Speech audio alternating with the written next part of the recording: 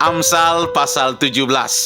Ini merupakan bagian kedua, video bagian kedua pembahasan Amsal 17 ini, di mana Amsal 17 ini dapat kita pakai sebagai dasar untuk memeriksa kerohanian kita. Ingatlah Bapak Ibu Saudara bahwa setiap kita akan diuji satu kali kelak oleh Tuhan, di mana firman Tuhan berkata bahwa api itu untuk menguji emas dan perak, memurnikan emas dan perak, tapi Tuhan juga akan menguji hati setiap kita. Nah, sebelum sampai nanti Tuhan menguji setiap kita, penting kita belajar mengintrospeksi diri kita, memeriksa kehidupan rohani kita. Berdasarkan Amsal 17 ini, maka kita bisa belajar untuk mengoreksi, mengecek kerohanian kita. Dengan yang kita sudah bahas di bagian pertama, ada 3 kalimat tanya, yaitu apakah yang kita dengar setiap hari? Apakah yang membuat kita bersuka cita? Apakah yang keluar dari ucapan atau pembicaraan kita? Kita dapat mengoreksinya, Bapak Ibu Saudara. Karena itu Bapak Ibu Saudara dikasihi dan diberkati oleh Tuhan, kita akan lanjutkan bagian yang keempat. Apa yang menyebabkan kita marah? Kita dapat mengoreksi diri kita. Apa yang menyebabkan kita marah, Bapak Ibu Saudara? Di dalam Amsal 17 ayat yang ke-10 berkata demikian. Suatu hardikan lebih masuk pada orang berpengertian daripada 100 pukulan pada orang bebal. Ayat 13 dan ayat 14. Siapa membalas kebaikan dengan kejahatan, kejahatan tidak akan menghindar dari rumahnya. Memulai pertengkaran adalah seperti membuka jalan air. Jadi undurlah sebelum perbantahan dimulai. Di dalam terjemahan versi firman Allah yang hidup, saya bacakan bagi kita. Memberi teguran kepada orang yang berakal budi lebih bermanfaat daripada 100 pukulan cemeti pada punggung orang yang bebal. Jika engkau membalas kebaikan dengan kejahatan, maka seisi rumahmu akan kena kutuk. Pertengkaran yang sudah dimulai sulit sekali untuk dihentikan. Karena itu, janganlah memulainya. Bapak Ibu Saudara dikasihi dan diberkati oleh Tuhan, firman Tuhan mengajarkan kepada kita pada kesempatan ini untuk kita belajar menguasai perasaan kita, emosi kita berkaitan dengan amarah. Nah, dari sini kita belajar bersama dapat mengoreksi diri kita. Apakah kita menerima kritikan atau menanggapinya itu dengan amarah? Apakah kita memikirkan cara-cara untuk membalas dendam? Ataukah Bapak Ibu Saudara, kita berusaha menyelesaikan setiap perbedaan pendapat sejak dini ketika kita bisa mendeteksinya, ya? Kita sebagai orang Kristen, sebagai orang percaya, kita bisa mengontrol sebelum amarah itu meledak, sehingga tadi dikatakan seperti membuka jalan air.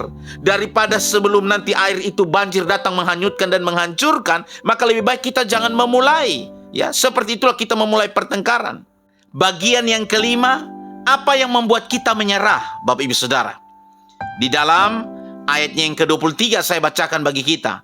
Orang fasik menerima hadiah suapan, ya. Orang fasik menerima hadiah suapan dari pundi-pundi untuk membelokkan jalan hukum.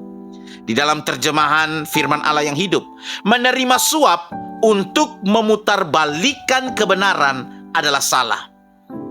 Dalam terjemahan bahasa Indonesia masa kini, hakim yang curang menerima uang sogok secara rahasia dan tidak menjalankan keadilan. Bapak Ibu Saudara, ada orang, bahkan seorang hakim pun bisa menyerah dan pada akhirnya dia bisa memutarbalikkan kebenaran hanya karena dia menerima uang suap atau uang sogok.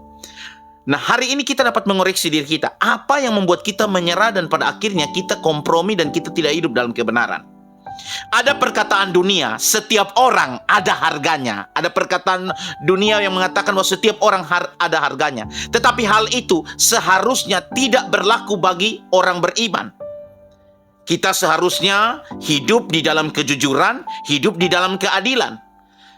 Apalagi seperti digambarkan seorang hakim yang menerima suap. Di dalam Keluaran 23 ayat 8 berkata, suap janganlah kau terima, sebab suap membuat buta mata orang-orang yang melihat dan memutarbalikan perkara orang-orang yang benar. Di dalam Ulangan pasal 16 ayat yang ke-19 firman Tuhan berkata, janganlah memutarbalikan keadilan, janganlah memandang bulu, dan janganlah menerima suap. Sebab suap membuat buta mata orang-orang bijaksana dan memutarbalikkan perkataan orang-orang yang benar. Di dalam Amsal pasal 15 ayat yang ke-27 juga mengatakan demikian. Siapa loba akan keuntungan gelap, mengacaukan rumah tangganya, tetapi siapa membenci suap akan hidup. Karena itu Bapak Ibu Saudara, berhati-hatilah. Jangan sampai kita menjadi orang yang mudah menyerah hanya karena uang suap. Dan firman Tuhan bilang kita terima uang suap tidak menjadi berkat di dalam keluarga kita. Di dalam terjemahan firman Allah yang hidup, Amsal 15 ayat 27, uang haram mendatangkan kesedihan kepada seluruh keluarga, tetapi membenci uang suap mendatangkan kebahagiaan. Di dalam terjemahan Alkitab Bahasa Indonesia masa kini, siapa mencari keuntungan yang tidak halal, menghancurkan keluarganya sendiri. Siapa membenci uang sogok akan hidup bahagia. Bahkan Bapak Ibu Saudara, di dalam Amsal pasal 23 ayat yang ke-8 berkata, suap yang telah kau makan, kau akan muntahkan, dan kata-katamu yang manis kau sia-siakan.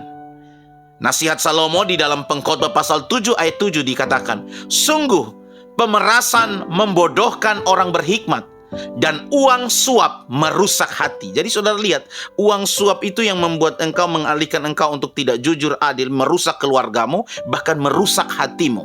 Ya, uang hasil korupsi, hasil memeras, merampas, itu kau bawa akan membawa kutuk di dalam keluargamu. Ya, karena itu mari kita belajar bersama-sama. Menjadi pertanyaan kita bersama, apakah hati nurani kita bisa dibeli? Oleh karena itu, biarlah hari ini kita mengintrospeksi diri kita, mengecek diri kita. Yang pertama, apakah kita selalu mendengarkan sesuatu yang baik atau kita lebih percaya kepada gosip? Apakah yang membuat kita bersuka cita? Kita melihat orang susah, kita manfaatkan mempromosi diri dengan kesusahan orang. Atau yang ketiga, apakah apa yang kita bicarakan? Atau yang keempat, apakah yang menyebabkan kita marah? Kita bisa mengevaluasi. Dan yang kelima, apa yang membuat kita menyerah? Jangan sampai uang sogok membuat kita pada akhirnya menyerah daripada untuk melakukan keadilan, kebenaran, ya, dapat memutarbalikkan kebenaran. Amsal 4 ayat 23 berkata bahwa jagalah hati kita, karena dari situlah terpancar kehidupan.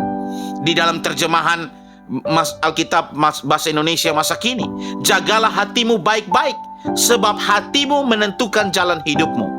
Di dalam terjemahan firman Allah yang hidup, yang terutama sekali, jagalah hatimu, karena hatimu mempengaruhi segala sesuatu dalam hidupmu. Karena itu Bapak Ibu Saudara, mari kita menjadi pribadi yang bijaksana. Kita hidup di dalam takut akan Tuhan, dan biarlah hidup kita mempermuliakan namanya. Kiranya renungan ini boleh memberkati kita semua. Tuhan Yesus memberkati. Shalom.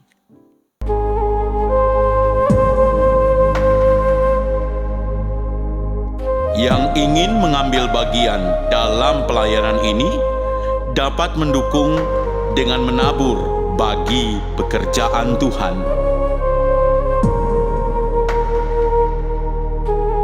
Tuhan Yesus memberkati setiap taburan dan juga melipat gandakannya.